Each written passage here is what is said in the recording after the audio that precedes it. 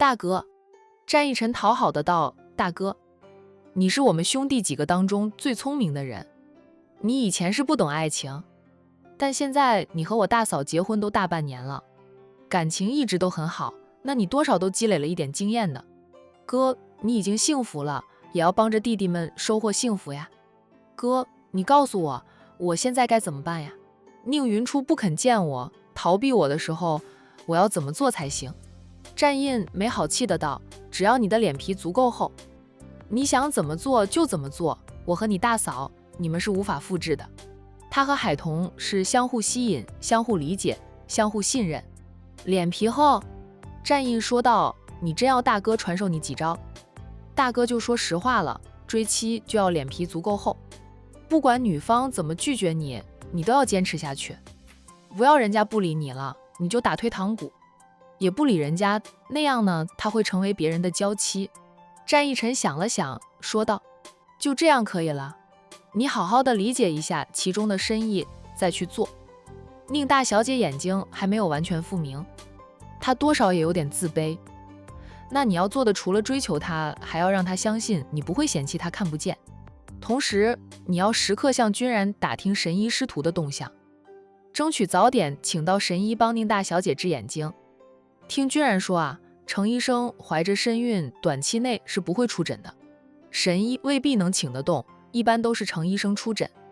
程医生医毒双绝，他只要肯出诊，宁大小姐的眼睛就有望恢复。战逸晨说道：他说他的失明是药物导致，那就要等程医生了，药物所致。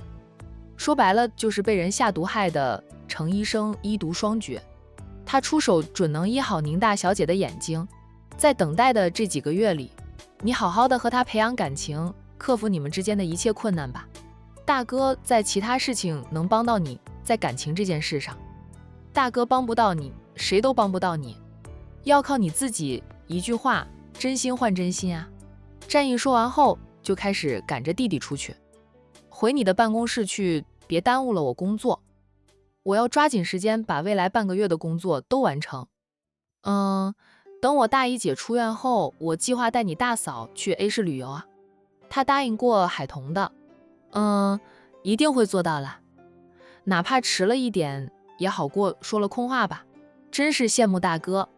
战逸晨站起来：大哥，你也有遮点，别太拼了。你不觉得累，那我们会累死累活。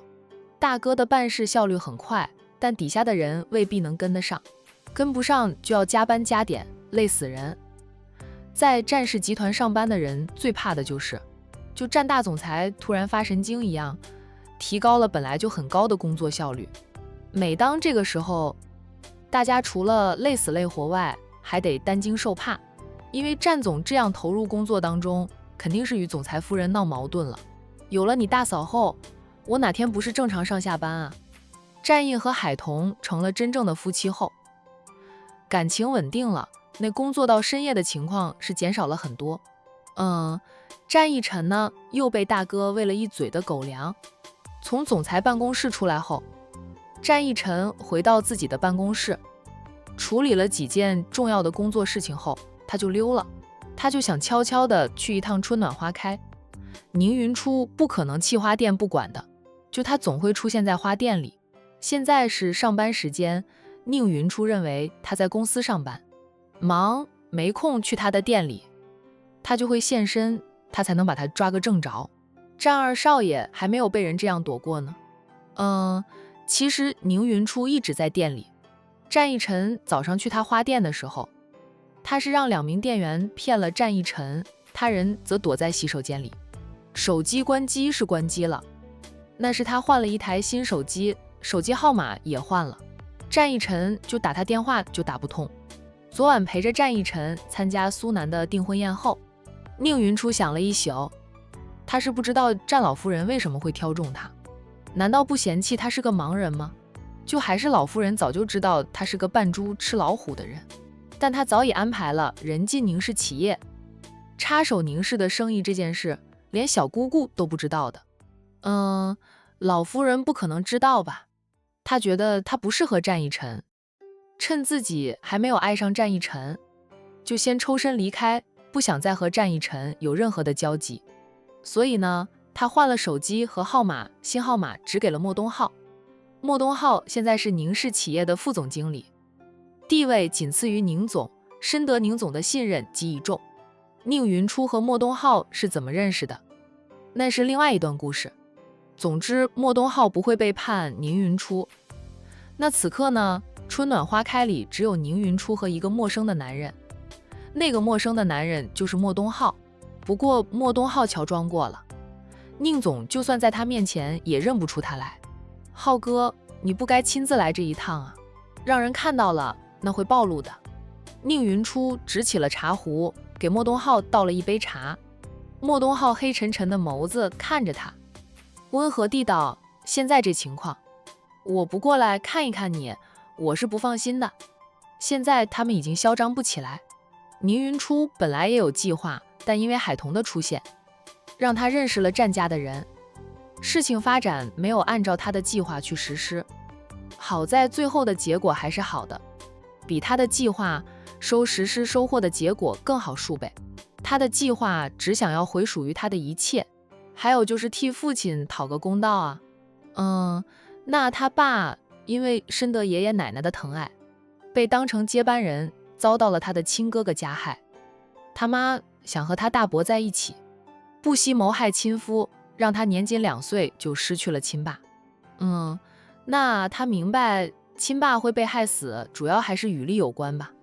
如果仅是感情问题，他亲妈完全可以提出离婚，离婚后再嫁给现在的宁总，不必要害死亲夫。他们想要的是宁家所有家产，所以才会害死他的亲爸。他爸死后，爷爷奶奶很快也相继离世，宁氏就落入了宁总夫妻俩的手里。宁云初承认，宁氏落入他大伯手里后，蒸蒸日上，让宁氏的资产破10亿。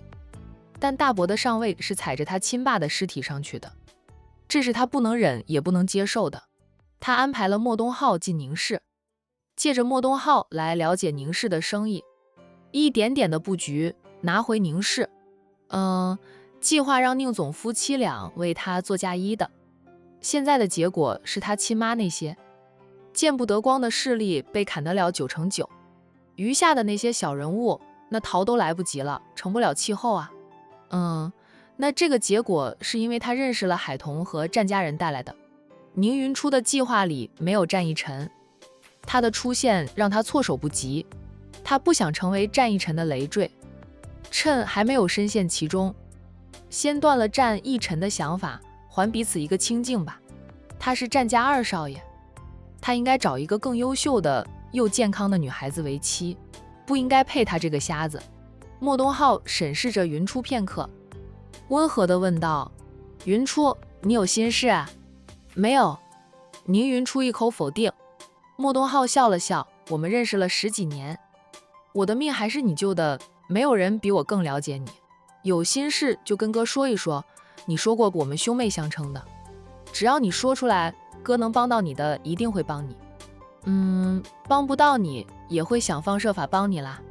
宁云初默了默后还是否认了，没有的事，我只是觉得欠了海童的天大人情，这一次能有这个结果是借了他们的力量，也不能说是借了他们的力量，只能说那对夫妻俩干的是天怒人怨，那老天爷安排了比我们更厉害100倍的人来收拾他们。云初，你不开心，难道这个结果你不满意啊？你不用有心理负担的，你和战家大少奶奶相识，那纯属意外，是战大少奶奶心地善良，抱不平，我们没有利用她。你与她相识是没有用过半点算计的。宁云初不可能去算计海童，他与海童的交集，结识战家人纯属意想不到。但若不是因为我，海童不会被我妈记恨，也不会有海玲姐的受伤。幸好海玲姐没事了，否则我会一辈子良心不安的。宁云初自责地道，他无意把别人卷进来，却又把很多人都卷了进来。他们怪你了？没有，海家姐妹在宁云初的眼里都是极好的人，那就是了，他们没有怪你。你不要自责，给自己增加心理负担。宁云初不说话，听说你和战家二少爷出双入对，你喜欢他啊？莫东浩问这句话的时候，眼睛一眨不眨地盯着宁云初，生怕错过他的表情。我和他没什么的，就是他给我介绍了大单的生意，就我请他吃了几次饭。昨晚是苏总的订婚宴，你以战二少爷女伴的身份出席了苏总的订婚宴。莫东浩知道自己不该问得太清楚，可他就是忍不住多问几句。云初，你若是喜欢战家二少爷，跟哥说，哥会帮你的。说这句话的时候，莫东浩觉得这心有点痛。很快啊，他就甩开了那心痛的感觉。他的命是他给的，他也一直把他当成哥哥来待。他如今更是有了感情稳定的女朋，他这辈子都只能当他的哥，不要有其他非分之想，那样会破坏他们的亲情，也会伤害到他的女。没有，我连他长什么样子都不知道，怎么会喜欢他？宁云初极力否认。莫东浩知道他说的是谎话，他并没有逼他承认他对战二少爷是有感觉的。若是没有点感觉，他不会这般着急否认。有时候越是着急否认一件，越是说明心虚。战家是管城的首富，是个大家族，而且家庭和睦，家风极好，都说战家的男儿不离婚。家有女儿的，谁不想自家女儿嫁入战家？不图战家的荣华富贵，图的是战家儿郎是有情郎。云初命苦，若是能入战家大门，有战家给他当靠山，他这个干哥哥也能渐渐地退出宁氏企业了，替他打江山，守江山多年，总要把一切还给他的。但他还是会担心他吧？有战二少爷在，他可以放心很多。战二少爷也不会图宁氏的家产，毕竟他现在还不见，身边的人若有二心，对他那是灭顶的伤害。我和战二少也不适合不般配啊，我是个瞎子，配不上他，他值得更好的女孩子吧。宁云初这句话说得很轻。莫东浩放下茶杯，伸手轻点一下他的额头，这动作亲昵又自然。傻丫头，又不自信了，又要钻牛角尖了是吧？你很好呀，除了视力不佳外，你哪一点不如人？在哥的心里，你是天底下最好的女孩子，丫头，自信点。你若真喜欢战二少爷，就勇敢的面对。战家家风好，战家男儿对待感情专一，只要结了婚就是一生一世一双人。在这个物欲横流的社会里，这种男人是非常难得的了。别人打破头都想进战家门，你可别错过了为你而开的战家门啊！我没有。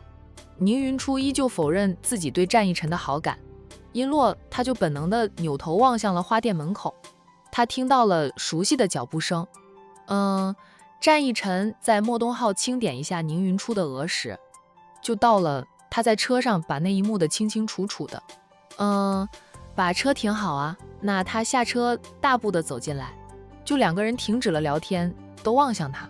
宁云初不到战逸晨的表情，但莫东浩能到。战逸晨俊脸阴沉，他的眼神恨不得杀了他一样。这是典型的吃醋症状。战二少爷听出了战逸晨的脚步声，在战逸晨近前后，闻到了他身上熟悉的气味。宁云初淡定地问好。莫东浩才知道进来的男人就是他和云初刚刚讨论的对象，战家二少爷。他上下打量着战逸晨，不愧是战家老夫人培养出来的孙儿，俊逸挺拔，霸气外露。那战逸晨也在打量着莫东浩，是个陌生人，他和宁云初是什么关系啊？宁云初的男，不可能，奶奶呢不会给他安排一个有男的女孩子的。云初，你有客人，我先走。莫东浩故意不自我介绍，也没有和战逸晨打招呼，起身对云初说了句，便自顾自地走了。宁云初一起身，本想送一送莫东浩的，就绕出了收银台，就被一道高大的人墙堵住。他抬头，二少爷这是做什么呀？他的声音带着疏离淡冷，这让战逸晨很不爽。他冷冷地着他质问，他是谁？你们是什么关系？逃避我，却和一个男人关系亲密。打情骂俏，宁云初，你把我当成什么？宁云初平静的道：战二少爷，我们之间又是什么关系？我跟谁来往，跟谁亲密都是我的自由。战二少爷是帮了我不少，但也没有资格管着我的交际吧。我把战二少爷当成贵客，贵客只是个客人吗？战逸晨伸手就扳住他的双肩。宁云初，你敢说你不是在逃避我？我跟你说了实话，说我把你当成未婚妻看待的，你就逃避我，不接我电话，现在更是和其他男人卿卿我我的，是故意的。宁云初依旧平静得很，他拿开了战逸晨扳着他双肩的手，并且退回到收银台里，隔着一张桌子，他会觉得安全点。别看他表面云淡风轻的，实际上他此刻有点心慌，他也不知道为什么慌，就总觉得自己做了对不起战逸晨的事似的。可他和他又不是男女朋友关系，他做的事不能说对不起他。他能感受到战逸晨的怒火。战二少爷，我还是那句话，我跟谁来往啊？跟谁亲密都是我的自由。是，战二少爷是跟我说了，你奶奶把我选中，给你当妻子人选，承蒙老夫人的厚爱，选了我。二少爷把我当成未婚妻来看待，那是二少爷你的事，不代表我的想法。我对二少爷充其量就是普通的朋友，二少爷帮过我，我也很感激二少爷，但我请你吃了饭，算是报答了你。我也没有逃避二少爷，不过是换了台手机，换个号码而已。我要是逃避二少爷，此刻就不会在这里，早就关门走人了。战逸晨瞪着他，宁云初看不见，他死命的瞪他都没用，对他没有半点影响，他甚至都不知道他在瞪他。你昨晚还陪我去参加宴会了呀？不是战二少爷威逼利诱让我去的吗？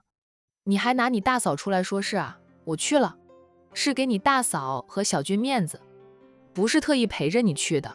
战逸晨一脸黑，这丫头就是打定主意要跟他分清分楚，不想再和他有交集了。刚才那个男人是谁啊？他逃避他，要与他划清界限。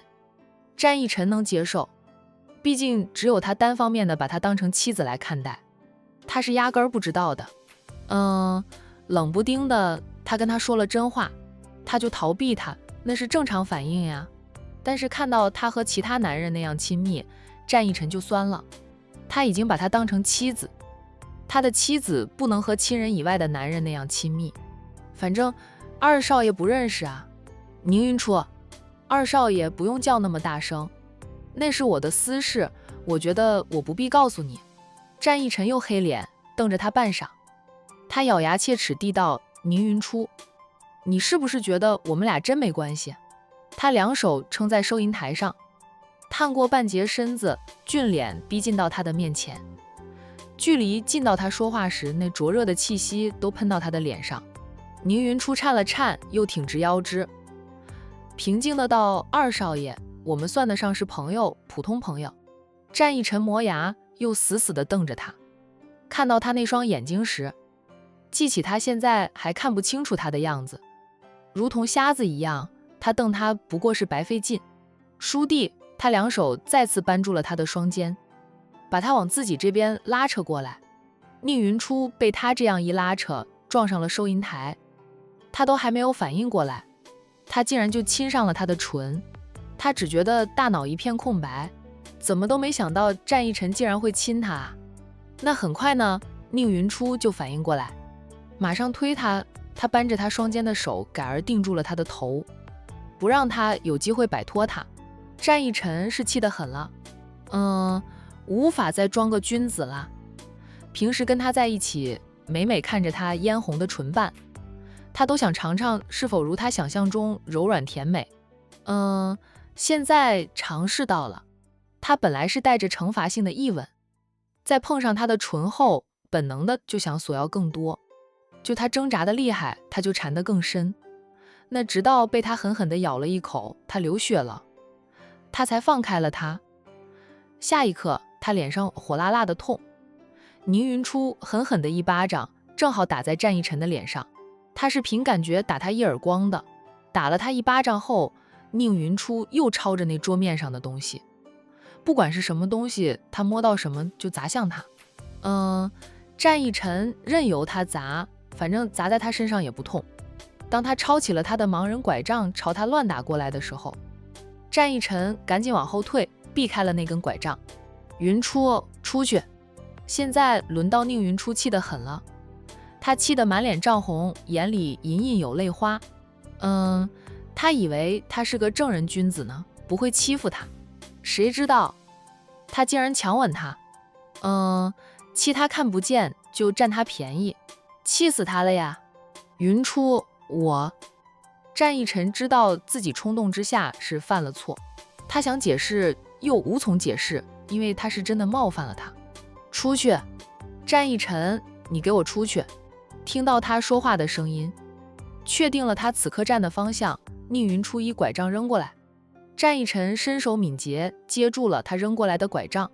好，我出去，你别再乱扔东西了，别伤到自己啊！我走了，我马上走了。见他气得很，一副要发飙的样子，战逸晨赶紧拿着拐杖就走了。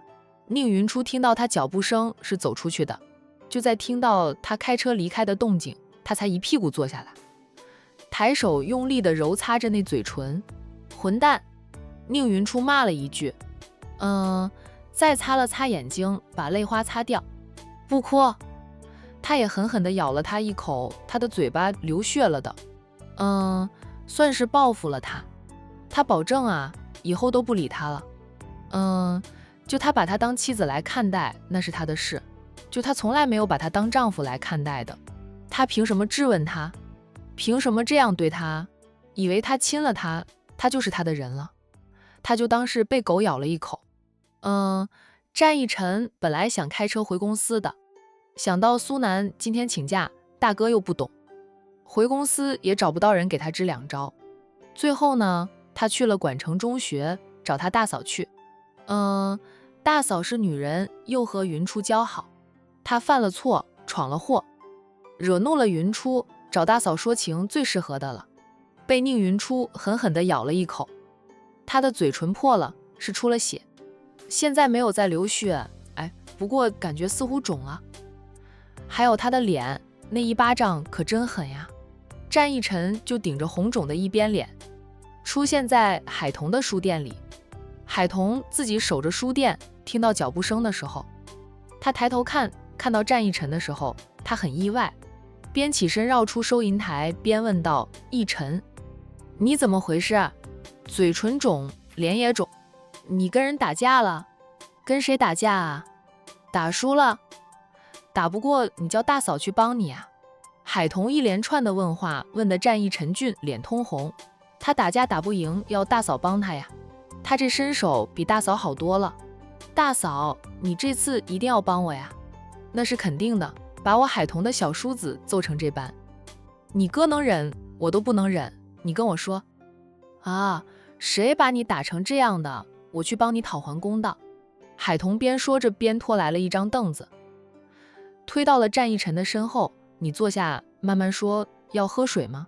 我已经好久没有跟人动过手了，正想动动筋骨。海童走去给战逸晨倒水。战逸晨看着嫂子的身影，听着嫂子关心的话，总觉得他大嫂很兴奋的样子。大嫂，我没有跟人打架。战逸晨解释地道，他要是跟人打架打输了，需要叫救兵也是叫他的兄弟呀。大嫂虽说会点功夫，在他们眼里也就是花拳绣腿，不顶用的。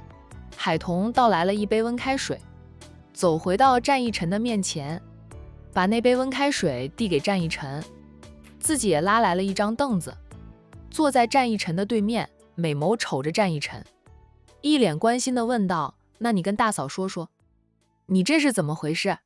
你放心，大嫂能帮你的一定帮你，不要说这次帮你了，以后你吃了亏都可以来找大嫂帮你出气。你大嫂背后站的是你大哥，不用怕。海童很有长嫂风范，一副只要小叔子吃了亏，他都会替小叔子讨还公道的样子。老九就最聪明了，初次见到海童，就紧抱着海童的粗大腿。老九是觉得大哥很听大嫂的话，所以他赶紧抱着大嫂的粗大腿，就只要受欺负了就找大嫂告状。战义臣的脸似乎更红了，面对长嫂那关心又八卦的样子，他都不知道自己来找海童是对还是错。想到宁云初的反应，想到大嫂和宁云初的关系，战义臣又觉得他是来对的。被大嫂八卦一回就一回吧，就算他不说，大哥知道了也会告诉大嫂的。战义臣喝了半杯温开水后，似乎壮了壮胆，便老实的道：大嫂，我犯错了，犯了大错，不知道该怎么办，大嫂你要帮我呀。就这件事，我觉得只有大嫂能帮我了。你犯错了，还是大错？海童的八卦一收，换成了担心，小心地问道：你没有杀人放火越货吧？怎么会呢？我们战家都是堂堂正正的做生意的人，绝对不会干出杀人放火越货的事。那你犯了什么大错？签错了合同，让公司损失几个亿。战义臣摇头：你说吧，我等你说完我再说，我自己猜。越猜越怕，义臣，大嫂先把丑话说在前头哈。你要是犯下的错要坐牢什么的，大嫂是不会帮你的。那帮人要有原则，不能什么忙都帮。战义臣一脸黑线：大嫂，我就是亲了宁云初一下而已，用得着坐牢吗？海童亲了宁云初一下，他还在想着老二和宁云初发展到哪种地步了呢？居然发展到亲吻的地步了，可以啊，这动作够快啊。想他和战印当初是先领的结婚证，成了合法的夫妻，都是很久才有这种亲密的动作。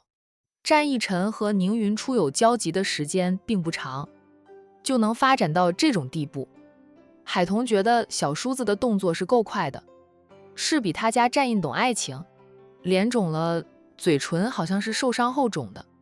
你那亲一下是未经宁云初同意的，然后他抽了你一耳光。海童眼里满满的八卦之光，那他又不傻，还是过来人。看到战义臣此刻的样子，他马上就猜到了。战义臣那属于强吻了。战义臣垮着俊脸，脸色依旧红红的，不说话，等于默认了呀。海童起身就走。大嫂，你说过你会帮我的。战义臣以为海童不打算帮他了，紧张地说了句。海童头也不回，说道：我去倒杯水来喝，压压惊，被你吓到了。给自己也倒了一杯温开水。海童边喝着水边走过来，重新在战义臣的对面坐下，然后边喝水边看着战义臣。战家家风好，每个人都很有修养，这是海童对婆家人的评价。战义臣不同于战印那样冷漠倨傲，他虽然也不算温润如玉，但比起战印来说就着实温和了很多。没想到这家伙也会用强的。大嫂，义臣真看不出来你有当色狼的潜质呀。战义臣脸红耳赤：大嫂，我那是冲动行为，我生气。宁云初现在不接我电话，不想见我，却和其他男人亲密得很。我亲眼看到那个男人亲昵地点他的额头。战义臣知道自己非礼了宁云初是他的错，他真的是一冲动之下做出的动作。也是吃醋，吃那个陌生男人的醋。对方是不如他帅，但那气度却不输于他的，应该属于事业有成的男人。你那样对待云初，他会接你电话才怪呢。云初和其他男人亲密得很，她不是没有男朋友的吗？怎么会和别人亲密？那你看到的那个男人是谁？你认识吗？会不会是云初的亲戚？战义臣一怔，会是宁云初的亲戚吗？我问宁云初，他就是不告诉我。那个男人是谁？跟他是什么关系？还说跟我没有关系，说与我充其量只是普通朋友，说我没有资格质问他，没资格管他和谁亲密。我一气之下不就做了冲动的事。后面那句话战义臣说得很小声，毕竟当了一回色狼不是好事儿，不能嚷嚷的满世界都知道。你是占了云初便宜，他才不接你电话就赶你走的吗？海童问道。战一晨摇头，我昨天跟他说了实话，告诉他是奶奶给我挑选的妻子人选，所以我才会接近他，把他当成我老婆来看待，愿意无条件的帮他。就看大嫂一脸无语的样子。战一晨小心地问着大嫂，难道我不该说实话吗？要一直骗着他，就不让他知道他是奶奶给我选定的妻子人选？不等海童回答，战一晨又说道，我是担心像大哥那样瞒得久了，不小心被戳破，那样他会更生气，所以我就向他坦诚了，不想骗他。以大哥为前车之鉴，战一晨尽量做到不欺骗宁云初。难道说了实话也不行？海童，那倒不是，就是你这样说，会让云初觉得你不是真心的，你只是完成奶奶交给你的任务。换个位置想一想，如果你是云初，你知道了会开心吗？除了会觉得你把他当成任务，不是真心喜欢他，他还会觉得自己配不上你。她是宁家的大小姐不假，但她在宁家的地位如同透明一样，那些太太们相儿媳妇的时候，都自动把云初屏蔽掉，云初还看不见，她就越发的自卑。就你们的交集还不够深，她又看不见你，就算对你有好感也是有限的。你跟她说了实话，她的反应就是离你远远的，很正常。战一晨苦着脸说道，事实就是如此呀，我的确是因为奶奶交给我的任务，不得已去接近她的，奶奶给我选了她。有奶奶的想法，我现在还没有理解透彻，就只是觉得逃不掉，就去做了。我没有喜欢的女人，那奶奶让我娶谁，我就娶谁了。海童瞪着他，你既然是这副态度，还占云初便宜。他说我和他没什么关系，我就证明给他看了，我和他有关系。在大嫂的瞪视下，战一晨的理直气壮越来越不值了。你对宁云初是喜欢的了，你是因为吃醋才会做出那样的举动来。战一晨，你首先要弄清楚你为什么那样做，看清楚自己的心，想明白你对云初是否有感情，不要把云初当成是你的任务，你要把它当成你相伴一生的伴侣，要付出真心呀。云初因为看不见，本就觉得配不起你，你还把它当成任务，他不逃避才怪呢。战一晨不吭声了，你从一开始就没有摆正你的态度，现在你去向云初赔礼道歉，从今天开始，你对他做的每一件事都要真心真意的。你以为奶奶给你选定了妻子人选，你不用付出感情，不用付出真心，人家就会嫁给你，你又不是人民币，人人都喜欢啊。战一晨，他都不想见我，让我滚出来了。大嫂，你帮我去说说情好不好？我对他，是越来越喜欢了，是不是爱？我还不知道，毕竟我也没有爱过。我保证，以后未经他同意，我不会再像今天这样对他。你犯的错，当然要你自己面对啊，我帮不到你这个忙。海童一口就拒绝了。战一晨说道，大嫂，你说过的，只要你能帮我的，都会帮我的。你就是帮我向云初说情，动动嘴皮子的事，也不肯帮我吗？你跟人打架打不赢的话，我很乐意操家伙去帮你干架。现在你这种情况，我是不会帮你的。你自己去找云初赔礼道歉，拿出你的真心诚意来。一晨，不管是男人追女人还是女人追男人，我觉得都是用真心换真心。战一晨又不吭声了。大嫂说的话和大哥说的差不多，大哥也是说真心换真心。半晌呢，他说道，云初不想见我怎么办呀？他不想见你，你就不去见他了呀？那倒不是，我还要娶她为妻的，怎么能不去见他？海童说道，那不就得了？你现在就去春暖花开，发挥你的厚脸皮，好好的道歉，不要再说云初是奶奶给你选的妻子这样的话。你追求云初就得了，让他感受到你对他的真心实意，他肯陪着你参加小军的订婚宴，说明对你是很有感觉的。只要他感受到你是真心待他，不是把它当成任务来完成，他才能坦然地接受你。战逸晨想了好一会儿，点了点头，大嫂，我明白你的意思了。云初还看不见，他很敏感的，你一定要细心体贴，就不要对他有半点的嫌弃。我不嫌弃他，从来没有。海童嗯了一声，战逸晨是不会嫌弃云初看不见，他只是顺从奶奶的安排，没有摆正心态。那我现在就去找云初道歉，他不见我的话，我就赖在他的店里不走，直到他原谅我为止。战逸晨说着起身就要走，海童问他要不要用冰块敷一下脸消消肿。战逸晨摸了摸自己被打肿的脸，说道不知道要敷多久才能消肿，算了，就这样吧，反正云初也看不到我脸肿的样子，就不会心疼我。他把水杯放下，大嫂，谢谢你，我现在就去春暖花开，你帮我跟大哥请假行吗？我怕我自己请假会被大哥骂我一顿。这件事海童愿意帮他。那他和战印在发展感情的时候，战印也没少把工作推给苏南和战逸晨。现在该战印还债了，以后啊，对女性尊重点哈。海童还说了一句，战逸晨连连点头，犯一次错，他不会再犯第二次错的。大嫂，那我走了。走吧，学生快放学了，我也要忙了。海童像赶什么似的赶着战逸晨走。很快呢，战逸晨开着车离开了，那海童则是打电话给战印。等战印接电话后，他笑道，老公，我替个人请假，逸晨去找你了。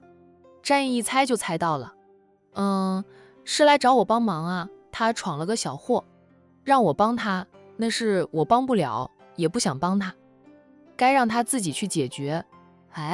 不过他拜托我帮他向你请假，我还是能做到的。老公，逸晨的工作先安排给别人去做吧，他最近应该没心思上班的了。战印低低的嘀咕了几句，海童没有听清楚，问他，你在嘀咕什么呀？没什么，1天2天的假可以给他，不能天天不回公司。